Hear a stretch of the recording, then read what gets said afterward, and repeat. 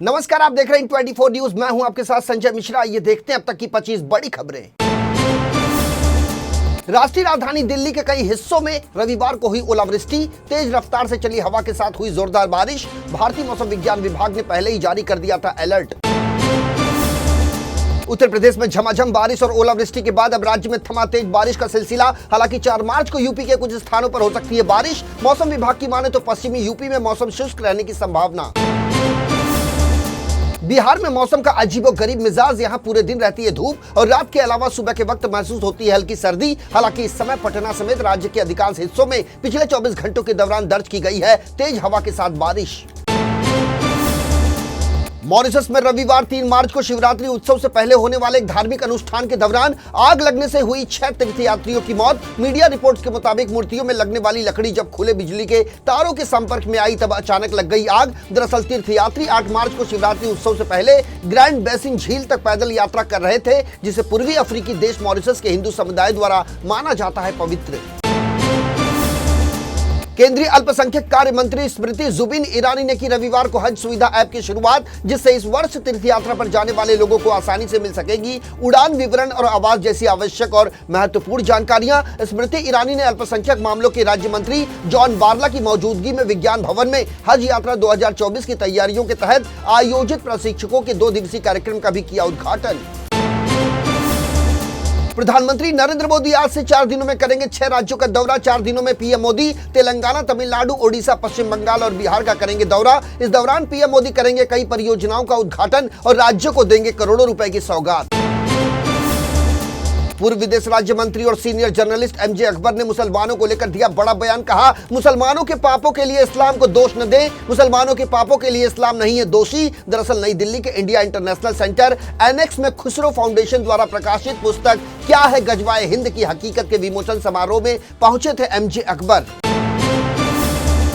दिल्ली में कथित शराब घोटाले मामले में दिल्ली के मुख्यमंत्री अरविंद केजरीवाल को प्रवर्तन निदेशालय ने आज बुलाया था पेशी के लिए, लेकिन सीएम केजरीवाल ने आज भी पेशी पर जाने से कर दिया इनकार। ईडी ने अरविंद केजरीवाल को जारी किया था ये 8वां समन।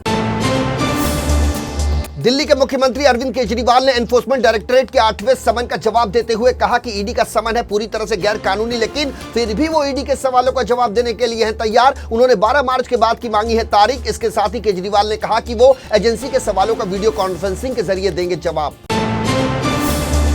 केंद्र सरकार से अपनी मांगे पूरी करवाने के लिए सड़कों पर उतरे किसानों ने एक बार फिर किया है बड़ा ऐलान। प्रदर्शन कर रहे किसान वर्ग ने साफ कर दिया है कि वो जब तक नहीं पहुंचेंगे दिल्ली तब तक नहीं हटेंगे पीछे। किसान नेता सरवन सिंह पंढेर का कहना है कि 6 मार्च को सभी राज्यों के किसान बसों व ट्रेनों के रास्ते दिल्ली की ओर करेंगे कूच। कलकत्ता हाईकोर्ट के तेज तर्रार न्यायाधीश और शिक्षक भर्ती घोटाला समेत कई मामलों में एक के बाद एक अहम फैसला देने वाले न्यायाधीश अभिजीत गंगोपाध्याय मंगलवार को देंगे इस्तीफा। उनके इस्तीफे की खबर के बाद अटकलें लगाई जा रही थी कि वो राजनीतिक क्षेत्र में हो सकते हैं शामिल। हालांकि अब उनके बयान से साफ हो गया है कि वो बनने जा रहे हैं राजनीति का हिस्सा।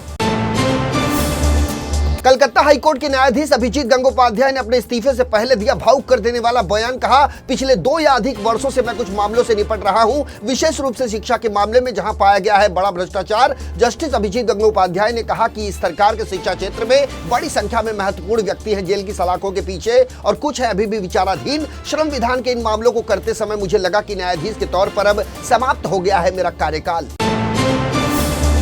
इंडियन नेशनल लोकदल के हरियाणा प्रदेश अध्यक्ष नफे सिंह राठी हत्याकांड में पुलिस ने गिरफ्तार किए 2 शूटर्स। दिल्ली और हरियाणा पुलिस ने झज्जर पुलिस के साथ मिलकर चलाया संयुक्त ऑपरेशन। मुखबिर की सूचना पर दोनों शूटरों को गोवा से दबोचा गया। उनके नाम सौरव और आशीष हैं, जिनका कपिल सांगवान उर्फ नंदू गैंग से बताया जा रहा है कनेक्शन।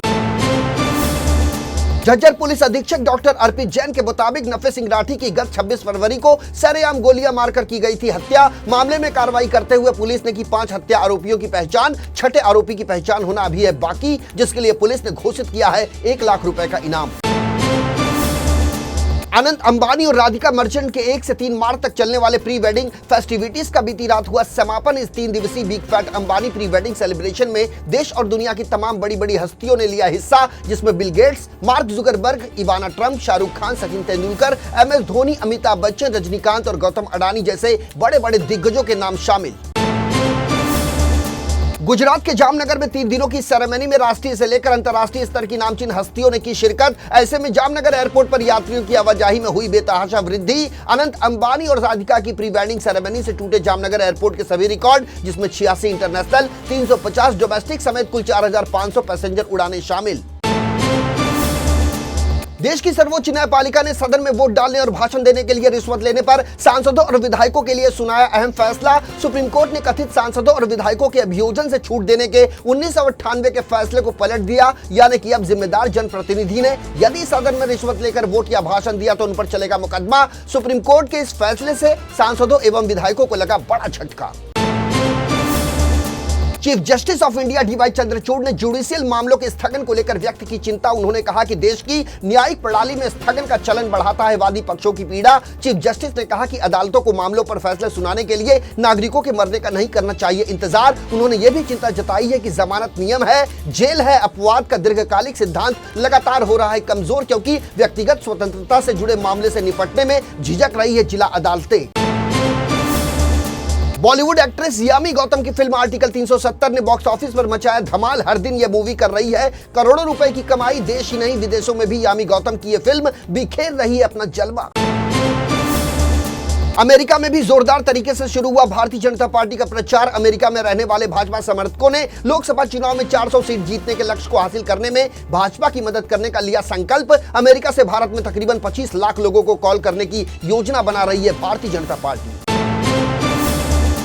सोमवार यानी 4 मार्च 2024 के लिए जारी हो गई है पेट्रोल और डीजल की नई कीमतें। राष्ट्रीय राजधानी दिल्ली में 1 लीटर पेट्रोल की कीमत है 96 रुपए 72 पैसे, जबकि डीजल की आज की कीमत है 89 रुपए 62 पैसे प्रति लीटर। वहीं मुंबई में पेट्रोल की कीमत 106 रुपए 31 पैसे प्रति लीटर है, जबकि डीजल की कीमत है 94 रुपए 27 पैसे प्रति लीटर। पाकिस्तानी मीडिया रिपोर्ट्स के मुताबिक 29 फरवरी से 3 मार्च के बीच पाकिस्तान में तेज बारिश की वजह से करीब 37 लोगों की हुई मौत। बारिश के कारण कई इलाकों में गिरे मकान तो कई जगह पर हुआ भूस्खलन, जिससे सड़कें हुई बाधित। उत्तरी पश्चिमी खैबर पख्तूनख्वा प्रांत में सबसे ज्यादा आई दिक्कतें। इजराइल ने गाजा संघर्ष विराम और बंधकों को रिहा कराने के संबंध में बातचीत करने के लिए अपने प्रतिनिधिमंडल को काहिरा नहीं भेजने का किया फैसला, जिससे 5 महीने के अधिक समय से चल रहे युद्ध पर विराम लगने की उम्मीदों पर फिरा पानी। दरअसल इजराइल ने हमास से पूछे थे 2 मुख्य सवाल, जिसका हमास नहीं दे पाया माकूल जवाब। अमेरिकी राष्ट्रपति जो बाइडेन ने उम्मीद जताई थी कि सोमवार तक यानी आज इजराइल और हमास के बीच हो सकता है युद्ध विराम। उन्होंने माना था कि दोनों पक्ष 6 सप्ताह के प्रस्तावित संघर्ष विराम समझौते के हैं बेहद करीब। हालांकि हमास के ढीले रवैया के कारण इजराइल ने काहिरा में होने वाली वार्ता में शामिल होने से कर दिया इनकार। मुंबई पुलिस की आर्थिक अपराध शाखा ने महाराष्ट्र राज्य सहकारी बैंक घोटाला मामले में दायर कर दी अपनी क्लोजर रिपोर्ट। दरअसल राज्य में चीनी सहकारी समितियों और अन्य संस्थानों द्वारा जिला और सहकारी बैंकों से प्राप्त 25,000 करोड़ रुपए के ऋण घोटाले से संबंधित है ये पूरा मामला। इस मामले में राज्य के उप मुख्यमंत्री पवार भी थे आरोपी। मुंबई पुलिस ने विशेष अदालत में दायर की है सी समरी रिपोर्ट। अब 15 मार्च को होगी इस मामले की अगली सुनवाई। तो ये थी अब तक की 25 बड़ी खबरें। देश और दुनिया की ताजा तरीन खबरों के लिए बने रहिए इन 24 न्यूज के साथ। मुझे यानी संजय मिश्रा को दीजिए इजाजत। नमस्कार।